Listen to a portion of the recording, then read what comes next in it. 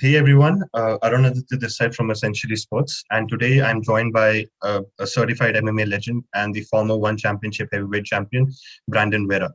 Hi Brandon, how are you? How's it going? How you doing, sir? I'm doing good. I'm doing good.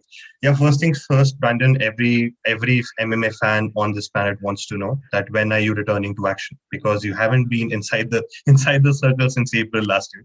So what are your plans for the future? So I heard a rumor. I heard a What's rumor that I'd be fighting again before the year is out this year. Oh, that's great. That's great news.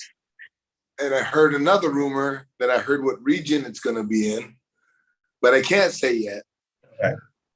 But aside from those two rumors, I don't know who I'm fighting. I don't care who I'm fighting. Right. Just let's fight. Let's go. Let's go. Just need to be back in action. Yes, sir. The world has been on pause for long enough. It's time to go to work. Absolutely. So again, one of the questions is a rematch against Arjun Bhullar in your mind, or is that the first fight you have in mind, or it's just anybody in the heavyweight division?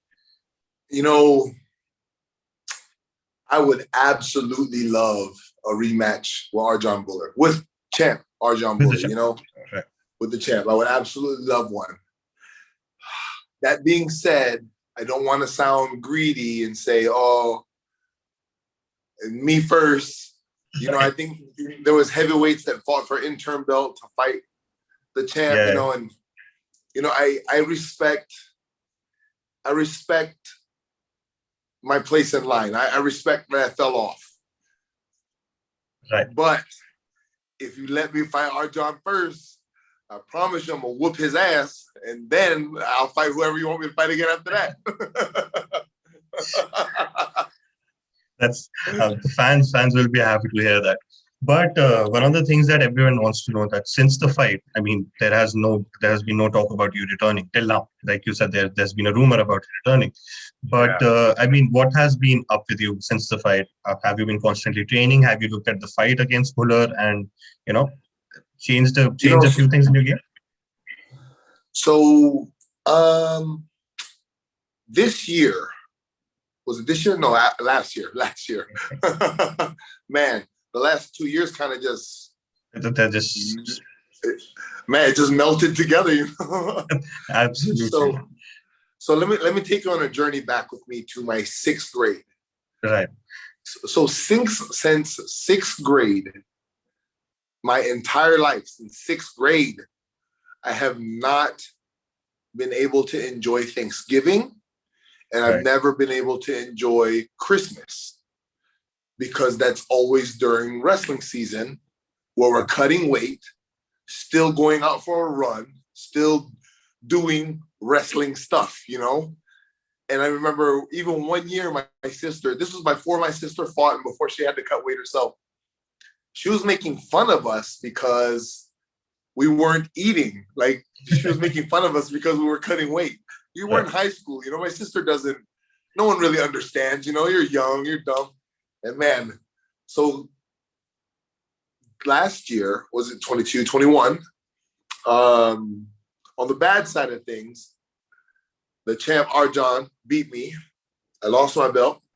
On the good side of things, it's the first year since fifth grade, that I was absolutely able to do nothing and enjoy Thanksgiving and Christmas with my family in Virginia with the entire family and not have to go work out. I got to eat whatever I want. I got fat over the holidays, man. Oh, I enjoyed the holidays.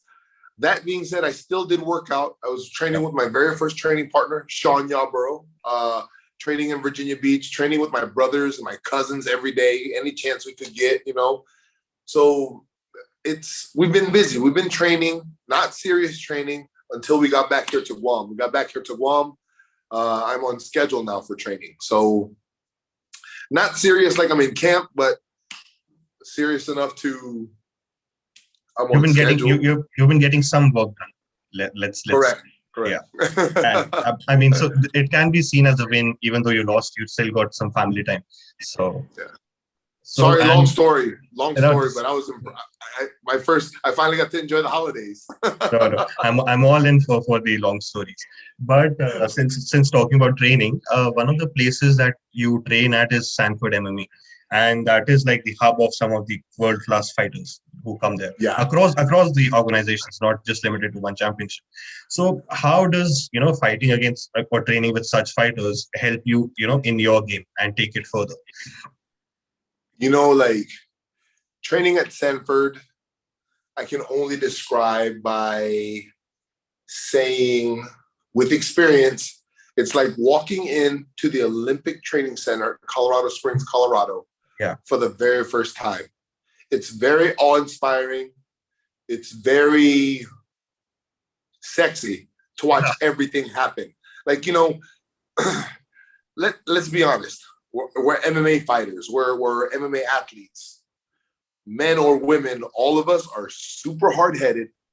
We do things the way we want to do things, and we don't listen to anybody. Like that's kind of our MO. That's why we are great at what we do. Right.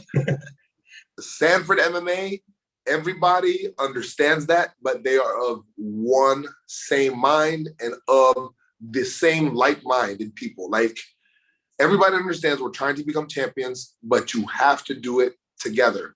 There's a certain recipe, I guess you could say, that creates champions, and they follow that recipe. People do the recipe and veer off, but everybody understands that recipe works. That thing that they're doing at Sanford, Coach Henry, La, Jason, man, all the boys there, Big Steve, man, everyone, all of them are doing what they're supposed to be doing, and it works, man. You can see it in action. I don't know how to explain it other than, okay, for normal people who don't do this every day, right. I would say even for myself, the only thing I can compare it to would be like your ass paid for a very expensive safari in Africa, but now you just pay for a little tour and sit down and watch the room at Sanford MMA, and you can watch these wild animals do their thing in their natural habitat. And it's a beautiful thing to see, man. Nobody's getting hurt. Everybody's taking care of each other. Everybody's uplifting each other all the time. People are checking on each other. Even after training, people are like, hey, man, make sure you stretch. Hey, are you okay? Hey, how's your ribs? Hey, you doing okay? Hey, what are you doing tonight? Hey, you going to eat? Man, it is exactly how an MMA training facility should be ran. That's great to hear. So it's like a whole one big family. You take care of each other, but you also beat each other up like time to time. Man, I saw two guys whoop each other's ass so bad. Everyone stopped sparring and just started watching because we were wondering how serious it was going to get. Yeah.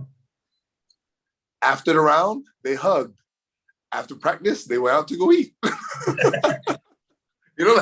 Man, it's family. It's just family, like it really, really is family. And Coach Henry Hoof, Coach Jason, all those guys there, man, Coach Greg, all those guys, every single one of them, man, are amazing. And they give you the time. If you're serious about what you need, they're going to give you the time. And it's man, if you haven't been, go. Practices are closed. There are closed practices. They don't let public watch. But you're press. You have a golden ticket. Yeah. Man, I would for sure venture out and ask if you could watch. It's something amazing to see. And I was blessed to be part of it. Blessed for that. All those gentlemen there to accept me, to let me come in and train with them. Come on, man. Are you kidding me? Oh my God. Like you said, it was like my Alliance Training Center. We had champions all across the board as well. Absolutely. Yeah. We did it big. We were one of the first big schools to do it. My dream and my end goal of all goals would have been to be Sanford. Man, the training facilities, the rehab facilities, the workout room, NFL combine people work out there. NHL people work out there. MLB people work out there. Like all pro athletes work out there. One of the most awe-inspiring things about Sanford MMA and Bar is the name of the compound. Yeah. They have a badass physical therapy section, you know. Excuse me if I get choked up about this, but this is something that even as us athletes, because we deal with pain and injuries and surgeries and all the bullshit every day of this is what we do, you know, it's what we choose to do. There's people at Sanford when, man, they've been in car accidents, they've been in accidents, they've been in really bad life-altering things where their legs don't work no more, and their back doesn't work no more, and their feet don't work no more, and they can't walk no more. But with these trainers at Barwis, with all the love that people are spreading, and you know, hey, good job, hey, I've seen people who couldn't move their legs to up fucking almost walking, up moving around, up, and it's not just one person, man. It's like so many people. That's the kind of place that this is. I'm not going to say it's magic, you know, it's mythical, like it's, but the good vibes and the positive energy at this place, it's there, man. And it gives you reason enough to understand that no matter how hard your day is, it's not as hard as that person right there just trying to figure out how to walk again. So it's a very humbling experience at the same time. Yeah. Sure. I would love to, since you said I would love to come to Sanford and actually see this all in action. But you know, going again to your career and you know, training and everything, you've been fighting for more than 20 years now. You have been in MMA for more than 20 years, and you fought across organizations, right? Some of the biggest organizations in the world. So how have you seen the sport change? Because you've seen it probably from the time when it was not that popular to being one of the major sports out there. So how has it changed for you in your eyes? You know, I've seen, just like my career, I've seen peaks and valleys with the organizations, with the sport itself, you know, from the good to the bad to the ugly to the most beautiful things I've seen at one. I've literally seen athletes, world-class athletes from other different parts of the world doing different things, trying to get into MMA and actually competing in places. When I say places, like I'm like warehouses with railroad ties as floors, chicken wire fences, so that you could hold each other up, people holding up the cages, you know, like I've seen from backyard brawls to multi-billion-dollar companies like One Championship. You know, like my favorite quote of all time from Biggie, "It was all a dream." Man, who would have ever thought, you know, from who was it, Senator John McCain saying, "Oh, it's human cockfighting," all the way to boom, you have Disney sponsorships, you have Marvel sponsorships, you have, you know, come on, man. It's insane. So let me pull it back a little bit. I went to a competition out here in Guam, and I just been asking kids on the island, because it's an island. This is a question I ask all my island kids. What do you want to do when you grow up? Is it here on the island or is it off? I always ask that, you know, because I just want to get a consensus of what the generations are thinking, what plans are. You know, I'm always interested in what the islands movement are, no matter what island I'm on. So I was at a tournament here on Guam, and I asked the kid, "Hey, what do you want to be when you grow up?" His answer had me speechless. I just sat there and smiled for a really long time before I complimented the kid. I said, "Man, when you grow up, what do you see yourself doing?" He said, "Man, you know, Mr. Vera, I want to be a professor." And I was like, "Oh, that's cool, man. That's really, really cool." He said, "Yeah, I want to be a badass black belt professor. I was like, oh, snaps. Oh, what? What? Oh my God. You know, like, it's not go to college and become a doctor, become a professor. No, man. It's changed the whole dynamic of a subculture world that no one even knew existed, you know? Like, for sure, yeah.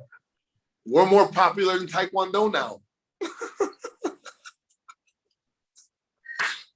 It's definitely, I mean, with you, it's been a journey, and of course, for the sport as well, it's been the journey for, let's say, over the past 20 years. But talking about your career, who has been your favorite and your toughest opponent till now? My favorite, I'm sorry? Favorite and toughest opponent till now. Favorite and toughest opponent. Man, that's hard because I have three. You can name short story on my three. Randy Couture, Marco Shogun Hua, What? Okay. Angla Angsa. Dude, those were my most favorite scraps ever. Not one of them went my way. Right. My most favorite scraps ever. Like, if you ever asked me, could I go do that again? The answer would always be, hell yes. Let's go. Today, tomorrow, rewind time, go do it again. Yeah, I would absolutely love to go do those again. That's when I remember being out there. I remember having fun. I remember being out there, but like, yo, this is it. This is what we've been looking for. Like, I've always used that analogy. Do you remember in 300 when they're on the hill and the one guy's looking down there, he's smiling. And then the bald dude is like, what's wrong with you? Like, what's wrong with you? You see all of them? And then Spartan says, I've been looking for a beautiful death. You know, like, I've been looking, I've been searching. Man, I'm not looking to die. Hey, I'm not looking I'm not looking for death anywhere. Please, knock on wood. No. Yeah, right. But that meaning and that feeling of translation right there, during those three fights, I was with somebody. I felt, oh man, this is how it's supposed to be. This is how, yeah. You know, and all three of those fights were barn burners. You can play those on repeat and everybody's hyped the whole time, you know? So I'm glad that I've got to share that with the world. That's why those three are my favorite, because that part of me, only three people have been able to bring out, you know, like three people in my entire career. And the world got to see it. That was on display for everybody. I absolutely love it. I love that one. Those three. I'm sure fans would love to see you run it back against all three of them, because I saw all three as well, and absolute classics, instant classics. But, thank you. And I mean, talking about all of your career and your fights. When you started your career, you had an 8-fight win streak. When you came to one championship, you had a 4-fight win streak. So over the years, how have you been able to be so dominant throughout the years? What's the secret behind that? And we've been talking about this lately, actually. Don't ever assume that you know enough. You know, this game changes in the blink of an eye. It changes. You see what the Rucolo brothers did? Are you seeing what those guys are doing? Oh my God. What? Yo, if somebody submitted me, if I never saw that before, if somebody submitted me from underneath me when I'm side mount on them, I would probably punch them after the bell. I would be so upset, man. I would lose my mind. Dude, that's not supposed to happen, man. That's what I'm saying. Like, the rules of this game are changing every second. And when I mean rules, I'm not talking about our global rule set. Yeah. I'm talking about the rules that each athlete plays by, because the ante just keeps going up and up and up. And you have to keep up. You have to have your foundation, the solid basics. You have to have conditioning. You have to have footwork. And there's something that all fighters have to have that you either have or you don't. You know, you can you bite down on the mouthpiece and go, or do you run away and shy away from it? You can't teach that to anybody. That just has to happen. You know, if you have those three and you stay solid on your foundation, conditioning, and your basics, and you never lose your ability to bite and give it to them, man, you have those. Everything else is bonus. Now you need to go learn all the flashy stuff. Learn how to jump off the cage. Learn how to bounce off the cage. Learn how to get out of that crazy move. What is that thing called? It's I also forgot. I can't recall. Can't recall. See? No, man. Man, I hope nobody ever puts that on me. I hope a heavyweight never puts that on me. Oh my God. That move is crazy. For sure. And I mean, yeah. Sorry. I'm sorry. No, I'm sorry. I'm just saying, don't stop learning. Don't stop learning and don't stop loving the sport. You will fall in and out of love with the sport. You will. It's part of it. It's like a marriage. You got to make this work. It's just part of the game. And I think that's one of the things that I've learned to do with this sport that I don't think many people have mastered. You can fall in and out of love with this thing. You don't have to retire. You don't have to quit every time it hurts your feelings. MMA, man, she's for sure, out of all sports, she is not the nicest out of all sports. Not the nicest at all. So, you just lick for your wounds, make up with her, you get back on. You just get back on. And I absolutely love what I do. I hate it and love it. I hate it and love it. I don't like getting hit. That's why I'm always trying to move. Right. But I love winning. I love how I feel after training. I love being in the crowd. I love giving people parts of me that no one else in the world will see unless you're watching me in that moment. That's me. I don't have to play on Instagram. I don't have to play on Twitter and all the social media plays. I don't have to. You get to see me fight in my underwear in front of billions of people. That's me. Good, bad, and ugly. That's me. Even if the lighting's bad, that's still me. So I mean, we've been talking for some time, and just wanted to know, where did the name The Truth come out from? I mean, it's Brandon The Truth Vera. Where does the truth come from? Oh, I got I was doing what's it called? I was doing a super fight in a tournament in San Diego, and our team from City Boxing was getting ready for the same tournament. Giant tournament setup, maybe 6 to 8 mats. So it's a huge tournament in San Diego. Tournament's going all day. I'm up in the stands. Team is down off the bleachers in the warm-up area. And one of our friends shows up to the tournament. Do you train? Sorry, do you train? No, I don't train. Okay. Never be this guy, okay? Don't be this guy. Right. He shows up to the tournament, but he didn't really train at all. He just kind of showed up to roll and really didn't do class, Right. Came to the tournament, hung out with everybody, warmed up, and I'm still up in the stands. And then he goes and proceeds to compete, and he gets his ass whooped. He gets beat up bad, like real bad. And he's my friend. We're close friends at the time.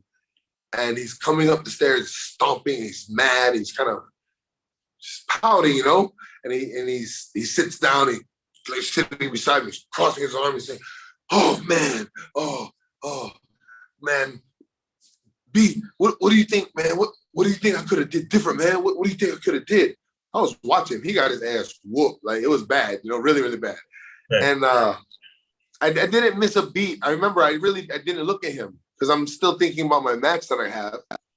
And I just said, "Man, you could have showed up to practice." And then he left. What? And he left. He walked down. He walked off and went all the way to where the guys were warming up. When he got to the warm-up pen, all the boys in the Bulls like, "Man, what's wrong? What's wrong? Hey, what's wrong? What's wrong? What's wrong?" And Brandon's such an asshole, man. Dude, he's such a dick, man. He's man. I'm up there talking to him, asking for his advice and this and that. And I said, what'd you say to him? What'd you say? Man, I asked him, what could I do different on my match? I asked him. And I heard it was 2 or 3 guys at the same time. They said, why? What'd he say? I said, man, I could have came to practice. 2 or 3 guys at the same time said, what do you think Brandon was going to say? He's going to tell you the truth. And that day it stuck. When they said, he's going to tell you the truth. And then he took his head to the side. He's like, man, he's not an asshole. He just told you. Just straight told you. Like, you should have went to practice. You should have went to practice. And everybody's down there trying to get ready for a warm-up. He's crying, so it just all came out. And that was the day that the truth came, was that day at the tournament in San Diego.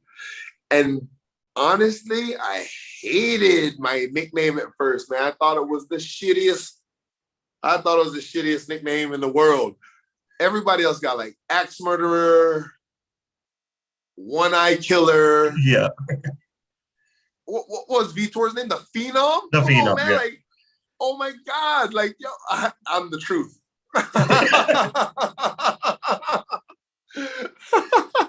But the story behind it is very interesting. So that makes the name even more interesting after that. Correct. And, I am very thankful for my name because it's kept me on the path for 20 years to MMA. Like, it's 100% kept me level-headed where I need to be. Exactly. Yeah. I dig it. Great to hear that. And, talking about one of your recent appearances, you made an appearance in the One Championship edition of The Apprentice. And yes. how was that experience for you? Because there were a lot of legends on the show as well. GSP was there, Demetrius, Mighty Mouse was there, Ben Askren was there, and you were there. So how was that whole experience of, being on that show for you?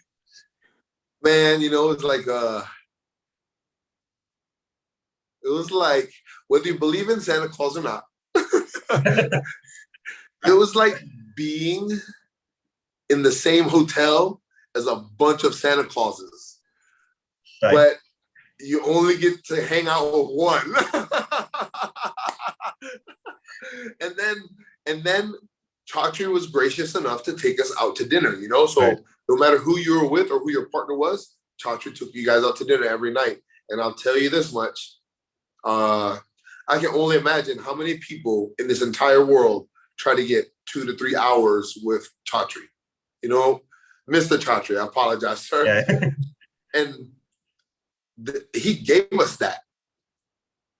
The conversations we had during those times is, man, like, I'm not even ready for those conversations. I still have to play those back in my head to try to figure them all out, Right. But those conversations are worth more than gold. And I am absolutely blessed and thankful that I got to do something like that. Do more than the show. I've got to do the entertainment stuff. I've got to be on TV. I've got to do shows. I've got to do all that stuff is cool. I absolutely love filming. I love the entertainment industry. Talking to Chatri and Ben Askren and, man, Sage Northcutt, and listening to different parts of the world and different perspectives and different thoughts on things. I was a huge fan of that. That was my most favorite part, most memorable part. Thank you, Mr. Chatri. Thank you, Ben. Thank you, Sage. Mr. Askren, I'm all into crypto because of you now. So my next question was going to be this about the dinner, because you've mentioned this before as well, because that dinner for you was your best moment. And it's great to hear from you that you got to know so much, and and actually beyond the show you enjoyed the dinner so much. But for the season, so there's been talk about renewing the show for season 2. Will you like to be back? Will you like to be back for the show? Yes. Please. But it's, there's a lot of people at One Championship. The roster has exploded. So I can only imagine how many people are vying to get on that show. That being said, I'm right here in Guam. I'm used to the long hours. Let's go.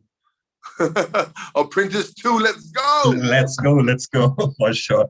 And I mean, moving away from MMA in general, I read that you're a huge Sydney FC fan. So I just the soccer club. So I just wanted to know how you became a fan of that club, and do you follow soccer in general? Which one? I'm sorry. Sydney FC. Sydney F's? Yeah, the Sydney FC, the soccer club. No, sir. No, oh, then that must have been wrong information. Then some. Well, now you have to tell me what that is now. So it's an Australian soccer club. So that is what it was. I went through a few websites. I was researching about you. There was one thing that you're a fan of Sydney FC. So just wanted that confirmation. Oh, Sydney FC. Yeah, Sydney FC. No, I'm a fan of All Blacks. Ah, right. Okay. Yeah, sorry.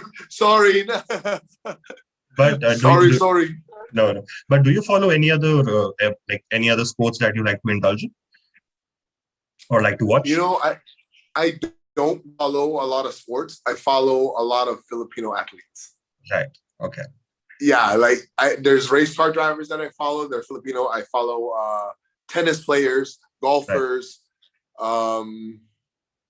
Yeah, all Filipino athletes around. You know, I'm sorry. Be mad at me if you want. I'm Pinoy and proud. But one thing that I know for sure is that you own a Nintendo Switch and you are into gaming. Which one happened? I'm sorry. A Nintendo Switch. You own a Nintendo. Yeah, and yes. you are into gaming, right? So yes, this is very correct. So what is the game that you like? It is your go-to game on the Switch, and are there any other consoles or like PC games that you play? So on the Switch, my favorite game is any of the Zeldas. Right. Any Zelda. Classics. Lost. Yeah, I'll get lost in Zelda if you let me. PC games, nothing that I'm playing right now on PC, but on mobile device, I'm always on Mobile Legends. Always. Right. I'm probably, I don't know, 3.